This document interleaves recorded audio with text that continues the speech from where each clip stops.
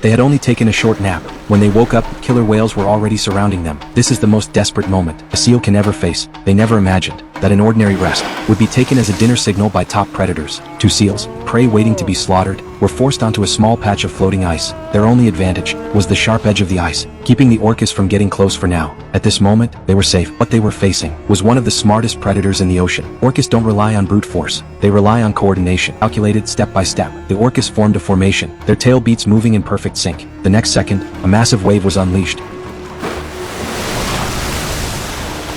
The crab-eater seal was swept into the water, but thanks to its quick reaction, it managed to jump back onto the ice. After a brief moment of chaos, both seals survived, for now. But the orcas didn't stop, and launched a second coordinated attack, this time.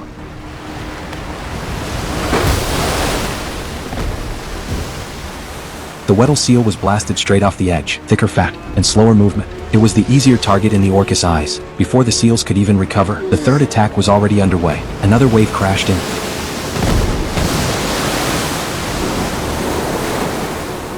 Throwing the Weddell seal off the ice again, between shattered slabs. It flailed its flippers desperately, trying to climb back up, but it was too slow. An orca clamped onto its tail flipper, and dragged it into the deep. The hunt was over. The remaining crab-eater seal began to flee. It was quickly spotted, and chased down. It zigzagged constantly, dodging the charges, and leapt onto a larger ice floe.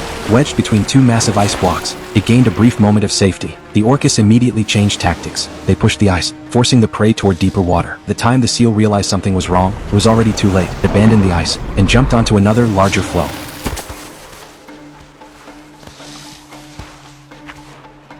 But the orcas upgraded their strategy again. They generated underwater waves, cracking the ice.